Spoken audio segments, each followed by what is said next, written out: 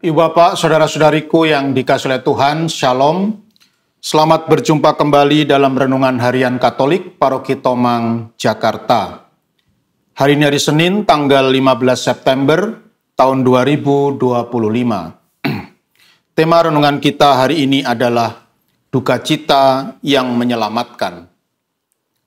Ibu Bapak, saudara-saudariku yang dikasihi oleh Tuhan, suatu hari setelah memimpin perayaan misa pembaptisan orang dewasa, ya, jadi setelah memimpin misa pembaptisan orang dewasa di tengah-tengah acara ramah tamah, saya bertanya kepada seorang ibu.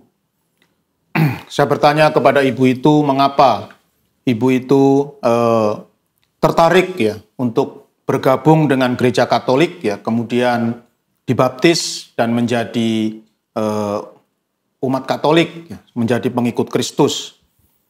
Maka kemudian ibu ini pun bersharing kepada saya, bercerita kepada saya, menjelaskan kepada saya bahwa ia tertarik menjadi pengikut Kristus karena sangat terkesan, ya, karena ia merasa sangat terkesan ketika melihat sikap Bunda Maria yang luar biasa.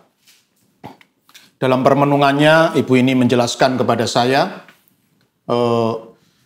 dia sungguh sangat terkesan dengan sikap Bunda Maria yang rela untuk menerima keputusan dari Allah, yaitu untuk mengandung, kemudian melahirkan dan membesarkan Yesus Kristus, Sang Juru Selamat dunia. Dalam refleksinya, ibu ini mengatakan kepada saya, Romo, Bunda Maria itu luar biasa. Hari ini saja, Romo, sekarang ini, ya, zaman sekarang ini, kalau ada seorang gadis yang belum menikah, ya, seorang gadis yang belum menikah, belum punya suami, kemudian dia kedapatan mengandung, ya, atau hamil, itu pasti dia akan merasa malu, ya, merasa malu, kemudian panik, cemas, gelisah karena kondisinya itu. Dan 2000 tahun yang lalu Bunda Maria mengalami hal-hal seperti itu, ya. Jadi Bunda Maria seorang gadis yang sederhana, ya, belum bersuami, ya. Tiba-tiba karena keputusan Allah, ya, karena kehendak Allah yang disampaikan melalui malaikat Gabriel, Bunda Maria ini harus menerima keputusan dari Allah bahwa ia harus mengandung, kemudian melahirkan dan membesarkan Yesus Kristus, Sang Juru Selamat. Saya bisa membayangkan betapa bingungnya Bunda Maria ketika menerima kabar dari malaikat Gabriel. Ya. Mungkin kalau hari ini kita mengatakan ya tanggal 25 Maret itu sebagai hari raya kabar sukacita. Tapi saya yakin, Romo, ketika Maria didatangi oleh malaikat Gabriel yang memberitahukan kepadanya bahwa dia akan mengandung Sang Juru Selamat, pasti bagi Bunda Maria itu bukan kabar gembira, ya. Tetapi pasti dia panik, dia sedih, dia cemas, dia gelisah, dia bingung, ya. Bagaimana mungkin, ya, dan itu memang dikatakan oleh Bunda Maria, ya. Bagaimana mungkin semua itu akan terjadi karena aku belum bersuami, ya. Maksud Bunda Maria itu adalah ya apa nanti kata orang, ya, apa nanti pendapat orang ketika mereka tahu bahwa aku sudah mengandung padahal aku ini belum bersuami, ya. Jadi sebenarnya Bunda Maria ini ya sebenarnya bingung, ya, cemas, ya, dan panik menerima keputusan Tuhan.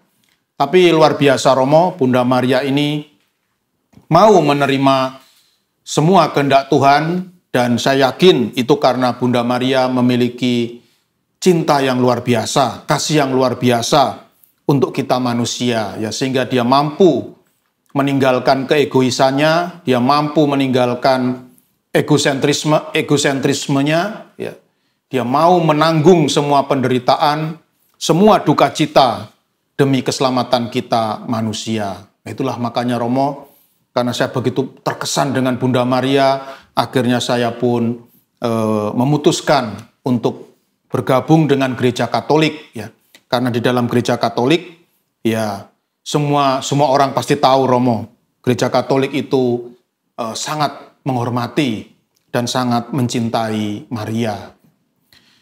Ibu bapak, saudara-saudariku yang dikasihi oleh Tuhan, sebenarnya penderitaan atau duka cita Maria itu bukan sekali saja ya terjadi ketika Bunda Maria menerima keputusan Tuhan atau kehendak Tuhan bahwa dia harus mengandung, kemudian melahirkan dan membesarkan Sang Juru Selamat ya, di tengah situasi dan kondisi belum bersuami ya. Bukan itu saja penderitaannya, tetapi seluruh hidup Maria ya, seluruh hidup Maria itu syarat dengan penderitaan dan duka cita.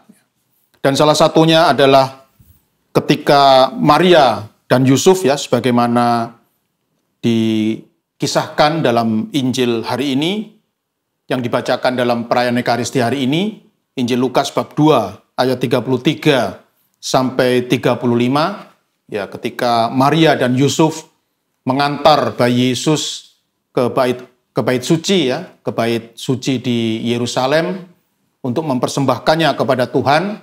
Ketika itu ada seorang saleh ya bernama Simeon. Nah, Simeon ini berkata kepada Maria, sesungguhnya anak ini ditentukan untuk menjatuhkan atau membangkitkan banyak orang Israel dan untuk menjadi suatu tanda yang menimbulkan perbantahan. Dan suatu pedang akan menembus jiwamu sendiri supaya menjadi nyata pikiran hati banyak orang. Ya. Jadi kata-kata Simeon ini bahwa suatu pedang akan menembus jiwa Maria, itu bagi Maria seumur hidupnya adalah sebuah misteri ya. Jadi apa maksud Simeon mengatakan bahwa sebuah pedang akan menembus jiwanya ya? Simeon tidak memberitahukan apa makna kata-katanya. Jadi kata-kata Simeon ini terus menjadi misteri yang menggelisahkan dalam hidup Maria ya. Sebuah duka cita ya, sebuah duka cita baru bagi Maria. Hidupnya sudah penuh penderitaan, ditambah lagi dengan kata-kata Simeon ini ya, bahwa sebuah pedang akan menembus jiwanya. Dan Maria akhirnya tahu ketika anaknya, anak sulungnya yang sangat dia cintai ya, yaitu Yesus Kristus, ketika dia menginjak usia 33 tahun, barulah Maria tahu apa makna atau apa arti kata-kata Simeon. Sebilah pedang akan menembus jiwamu. Tidak lain adalah kematian ya. Kematian anak sulungnya yang sangat dia cintai, Yesus Kristus, di atas kayu salib. Kematian yang sangat mengerikan ya. Maria melihat dengan mata kepalanya sendiri bagaimana anaknya, anak yang sangat dia cintai, Yesus Kristus, dianiaya, ya, disiksa, dipukul, ditendang, diludahi, ditelanjangi, ya, dan bahkan akhirnya dibunuh dengan cara dipaku di kayu salib. Semua itu dilihat Maria dari awal sampai akhir dengan mata kepalanya sendiri. Dan Maria akhirnya paham ya, apa maksud Simeon dulu mengatakan sebilah pedang akan menembus jiwamu ya. Dan ini bukan ini saja, sekali lagi bukan ini saja penderitaan atau duka cita Maria ya. Jadi seluruh hidup Maria itu sebenarnya syarat dengan duka cita dan penderitaan. Tapi Bapak Ibu, saudara-saudari, sebagaimana yang direfleksikan oleh Ibu tadi, bahwa Maria itu adalah pribadi yang sungguh luar biasa ya.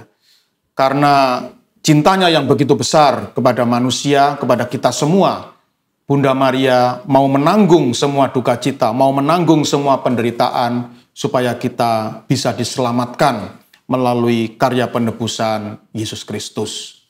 Oleh karena itu, Ibu Bapak, Saudara-saudariku yang dikasihi oleh Tuhan, hari ini kita semua memperingati peringatan duka cita Bunda Maria. Hari ini seluruh gereja di dunia secara khusus ya, pada tanggal 15 September ini merayakan peringatan duka cita Maria. Ya.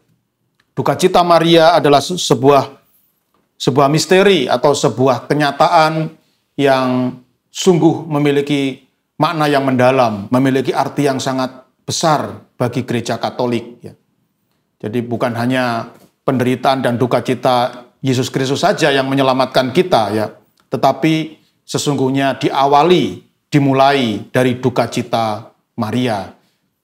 Tidak ada karya penebusan, jadi karya penebusan itu tidak mungkin terjadi kalau Bunda Maria tidak mau menderita, ya, dengan mengandung, melahirkan, dan membesarkan Tuhan Yesus Kristus.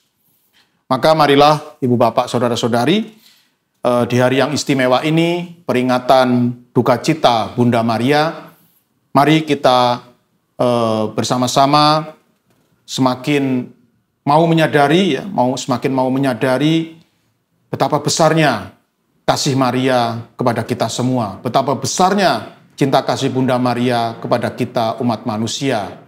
Dan marilah melihat kenyataan itu, mari kita juga berusaha untuk semakin mencintai Bunda Maria dan semakin menghargai duka cita yang telah ditanggungnya demi keselamatan kita. Dan semoga dengan cinta yang mendalam terhadap Bunda Maria, kita juga bisa menjadi manusia-manusia yang mampu bersyukur, ya, mampu bersyukur dalam kehidupan ini karena kita hidup berdasarkan cinta. Kita semua hidup ini berkat cinta dari banyak pihak, ya, cinta dari Tuhan Yesus Kristus, cinta dari Bunda Maria, dan cinta dari Allah Bapa yang sungguh merupakan sumber cinta kasih bagi kita semua.